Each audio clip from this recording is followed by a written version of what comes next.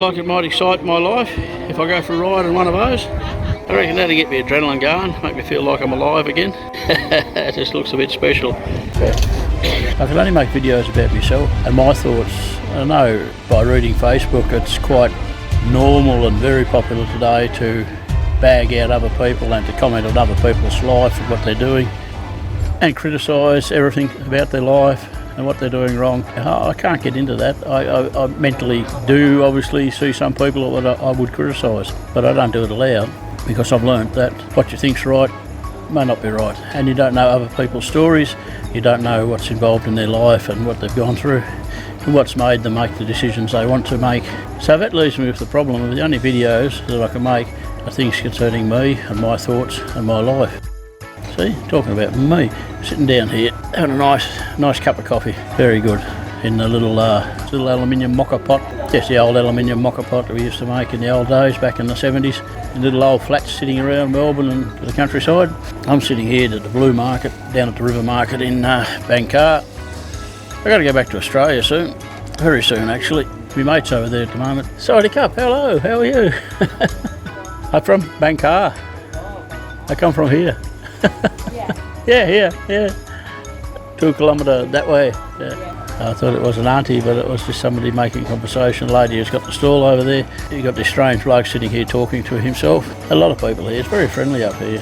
Yeah, I was in the house again, and I thought I've got to get out. Getting grumpy, sitting around watching YouTubes, I'm wanting to get back into making knives again. I've been watching the YouTubes about all the knives. I'm lucky. I'm a lucky person because I know what life was like before YouTube. When I started making knives previously, there was no YouTube. Internet was only just invented and nobody knew what to do with it. There was a couple of little one-colour games on it, the old Apple II and that type of thing. That was back in the day. There was nothing. If you wanted to find out how to temper knives and things like that, you had to go to the library, you had to research the books in the library. And as far as colour tempering, you had to hope that the colours in the books were a good representation of what it was like. Unless you, of course, had experience from some old bloke who knew how to do things, but even the old blokes that knew how to do things were disappearing at that stage when the internet came out. The old knife makers, and I was in a small town and there was no knife makers. I don't think there was a single knife maker in the town I was in. There was a foundry, there was a good foundry there, a small foundry. Brian Brothers Windmills used to make casts and pour cast iron mouldings. I saw that when I was a young bloke, absolutely fascinated with that. Rough as guts, it looked as rough as guts to me, but it was in the back of an old shed with half a roof missing to let the smoke out. Black and dirt and sand and stuff everywhere, as you'd expect, and old bits of old car motors and that ready to be cast into windmills. That was back in the day. Brian Brothers and Borch made windmills for 100 years, I think, and then something happened and they didn't keep up with the times. They've diversified, I think the word was, diversified, which is what everybody was telling them to do in those days. They went into a trucking business and not long after that I think they went broke. Somebody probably told them there's no future in making windmills. Shame. Boats just crashed into the jetty. This is all on barges. It's here behind me. Oh, there we go. That's the hot rod version of a barge.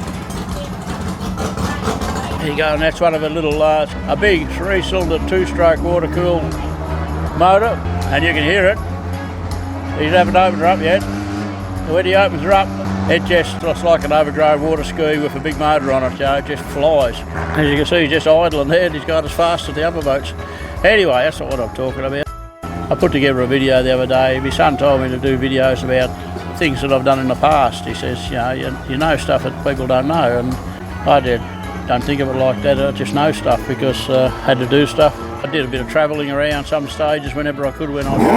Oh, look. There goes another one.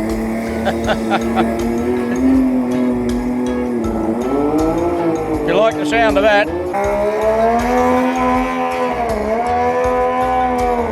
That's a long-tailed racing boat, and I can pay probably a couple of $100, probably $20, so I can get a ride up the river on one of those. It would be exciting. I'm not brave enough. I'm not brave enough. And back in the younger days, I'd love it. I'd jump on straight away. So I made this video I made a small talking video about my life, about one very small part of my life. I'm very nervous to publish it because even though I'm talking to you now, talking to you up there now. Oh, there goes another one. So I might be mistaken. They might be just 3 dudes with their fast racing boats who pulled up here to have something to eat, and now they're going back to where they come from, possibly. I just assumed it was you could get a lift on them for a price, which you probably could. Sometimes you make misjudgments on situations. A lot of people here. The COVID seems to have vanished. 50% are still wearing masks. A lot of people feel compelled to wear masks where there's crowds because they think they're going to get growled at, and they always want to do the right thing and comply. You won't talk about that. Yes, I've got to go back to Australia. I've got to do some building work, a bit of tidying up on my off-grid abode, a bit of landscaping, a fair bit of work really, and stuff like that. Last time I went back, I found my car was unregistered, so I had to register that, which meant I had to get a roadworthy, which meant it was 3 weeks that was waiting for that after me. I was only going to be over there for about 2 months, so 3 weeks I'm waiting for the mechanics to do my car. That's Australia. It's different over here. You take it in today and it's finished this afternoon. A fraction of the price and an excellent job. So sometimes you get spoiled. And you don't realise how bad some things are where you are until you go somewhere else and see what it could be like. Nice little mocha cup of coffee here, very good too, by the way, nice. Very good coffee shop, very good. If you come to Bangkok, come to this coffee shop, number one. 35 bahts, 25 bahts is $1, so about $1.50, less than $2, very nice. It's not about the price, it's affordable, you know, it's affordable. My mate went to Australia the other day with his wife, and he went in Melbourne, and he's walking up the street and saw a little outdoors bar area, said, oh, I'd like a beer. So I bought 2 beers and he gave him $20, and the bloke went away. Then he come back and said, oh, you're going to have to give me more. Had to give him another $10. So it was $15 for a stubby. And needless to say, he didn't stay there, he wandered off somewhere else and had another beer. But the lids were already off the stubbies he'd bought, so he had to pay for them and drink them. It sort of indicates that Australia is becoming a country for the rich people, and the poor people don't go out, really. The poor people don't go out just to buy food. When you go out to buy food is not affordable for a family, because a lot of people don't realise when you go out with a family, you're buying not one $20 meal, which a person can justify paying if he's single, but you're buying 5 $20 meals, which is a pretty basic meal when you go out because you've got children. And that just makes it unaffordable for families to go out. And then everybody whinges, oh, people are staying home, people are not spending their money. Well, you've priced yourself out of the market, guys, you know. But you'll probably make a lot of money from the rich people. The poor people will go up the gardens and have a barbecue and put a blanket down and sit down and have a glass of beer up in the gardens. Whoop, sorry, that's been made illegal. You're not allowed to drink in public anywhere. The whole noose is tightening on the poor people. Poor people have got to stay home. Stay home and put the footy on, have a barbecue in your backyard, which is not a bad thing either. So I just sit here. I've got to go back to Australia. I won't be going out much. I'm really glad that I do live semi-isolated off-grid when I'm in Australia. It makes life a lot more interesting, a lot more affordable, a lot more satisfying. Go and catch a feed of yabbies, go and shoot a deer, get the water off the roof, grow the veggies in the garden. Another 20 days, I'll be sitting in Gippsland, Australia. Cheers from the riverside at Bangkok in Thailand.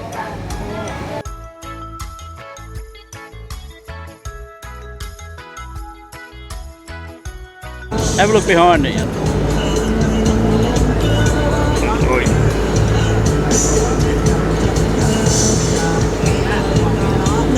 Fantastic, bloody good. I could have been sitting at home, being bored to death. I didn't have to spend anything. Cup of coffee, 50 bahts for this boat, that's $2.50. And we're going for a cruise. Check it out.